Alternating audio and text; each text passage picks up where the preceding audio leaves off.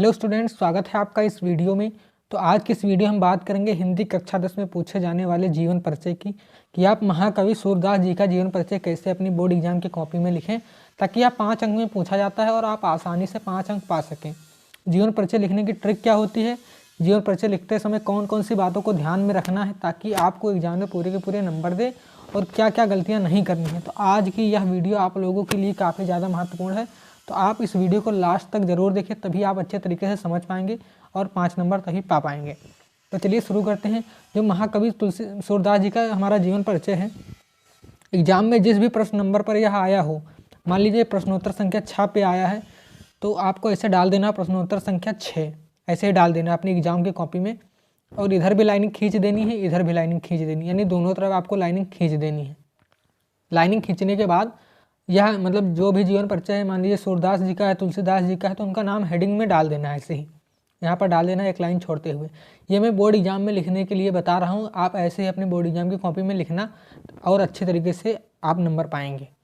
तो ऐसे ही डाल देना महाकवि सूरदास, ऐसे डाल देना। उसके बाद आपको यहाँ पर एक कोने पर आपको हेडिंग लगानी है संक्षिप्त परिचय। पहले आप किसी भी लेखक हो या कवि हो, उसका पहले आपको संक्षिप्त परिचय देना है कि हाँ संक्षिप्त परिचय आप बता दें, क्योंकि संक्षिप्त परिचय देखकर ही एग्जाम आपको नंबर दे देता है, क्योंकि उसके पास इतना समय नहीं रहता आपकी एक एक कॉपी को अच्छे तरीके से जांची। और संक्षिप्त परिचय में आपको सभी चीज़ बता देना है। क्या क्या बताना है, जन्म कब हुआ, जन्म स्थान, फिर पिता का नाम, गुरु कौन थे, मृत्यु कब हुई, और रचनाएं। यदि माता पिता का नाम जानते हैं आप तो डालिएगा, नहीं जानते तो कोई बात नहीं, आपको नहीं डालना है बिल्कुल भी। तो जन्म कब हुआ, 1478 ईस्वी में। जन्म स्थान कहाँ है, तो रुनकता। पिता का क्या नाम था, रामदास। गुरु वल्लभाचार्य। मृत्यु 1583 ईस्वी लगभग लगा देना, क्योंकि ये डेट अभी नहीं मालूम है। रचनाएं सूरदास, सूरसागर, सूरसारावली और साहित्य लहरी। सूरसागर, सूरसारावली और साहित्य लहरी आपको डाल देना है, इनकी रचनाएं थी। तो ये हमारा क्या होगा, संक्षिप्त परिचय। तो आपको संक्षिप्त परिचय में सभी चीज़ बता देना है, ताकि एग्जामिनर यहीं से देख कर समझ जाए कि आपने क्या लिखा है जीवन परिचय में। तो ये हमारा होगा संक्षिप्त परिचय, इसे आपको डालना है बोर्ड एग्जाम की कॉपी में। देखिए एकदम ऐसे ही आपको लिखना है और अच्छी राइटिंग में।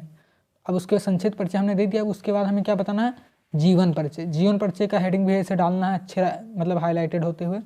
देखिए आपको केवल नीले और काले पेन का ही प्रयोग करना है, किसी भी प्रकार के अन्य कलमों का प्रयोग नहीं करना है।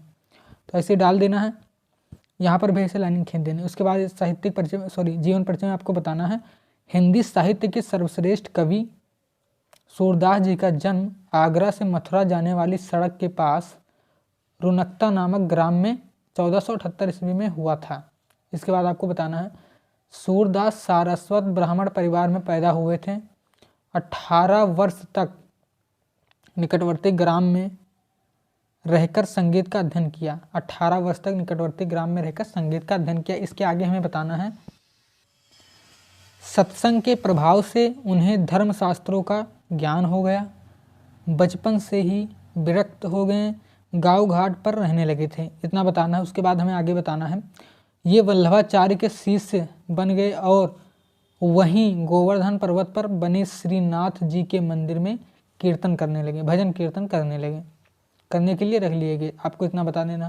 फिर आगे बताना, हिंदी जगत के महान कवि सूरदास जी का स्वर्गवास 1583 ईस्वी में लगभग 1583 ईस्वी लगभग में हुई थी। तो इस तरीके से आपको इनका क्या हो गया, पहले हमने बताया संक्षिप्त परिचय, फिर जीवन परिचय। तो ये जीवन परिचय का पार्ट था, तो इस तरीके से आपको जीवन परिचय बता देना है।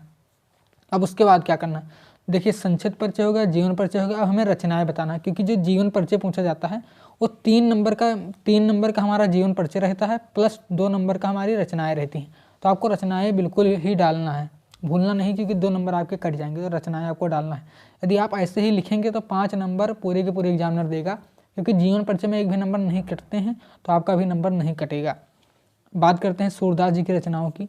तो इसमें डालना है, सूरदास जी की प्रमुख रचनाएं निम्नवत हैं। ऐसे हेडिंग डाल देना है यहाँ पर कोने पर, रचनाएं।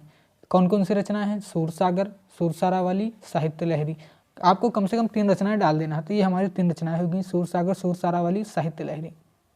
तो इस तरीके से आपको रचनाएं डालना है।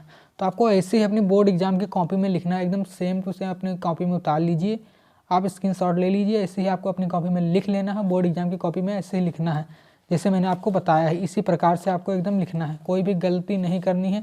ऐसे ही कॉपी में हेडिंग डालना है, प्रश्नोत्तर संख्या, फिर जिस भी लेखक या कवि का लिखेंगे उसका नाम डाल देना है, फिर यहाँ कोने पर आपको संक्षिप्त परिचय डालना है। फिर आपको क्या डालना है, ऐसे ही जन्म, जन्म स्थान, पिता, गृह, गुरु, मृत्यु, रचनाएं और भी कुछ जानते हो तो यहाँ पर डाल देना है। और फिर यहाँ पर बात करते हैं जीवन परिचय की, ऐसे यहाँ पर जीवन परिचय डाल देना है। देखिए ऐसे ही आपको लिखना है अपनी बोर्ड एग्जाम की कॉपी में। और फिर उसके बाद आपको यहाँ पर रचनाएं बताना है, रचनाएं कौन कौन सी, सूर सागर, सूर सारावली, साहित्य लहरी और जो पार्ट बचा था उसके बताया गया है। इस प्रकार से यदि आप एग्जाम की कॉपी में लिखते हैं तो निश्चित ही आप 5 नंबर प्राप्त करेंगे अपनी बोर्ड एग्जाम की कॉपी में। तो आशा करता हूँ कि आपको यह वीडियो पसंद आई होगी। वीडियो पसंद आए तो वीडियो को लाइक कर दीजिए, चैनल पर नए सब्सक्राइब कर लीजिए। मिलते हैं अगली वीडियो में, तब तक के लिए जय हिंद।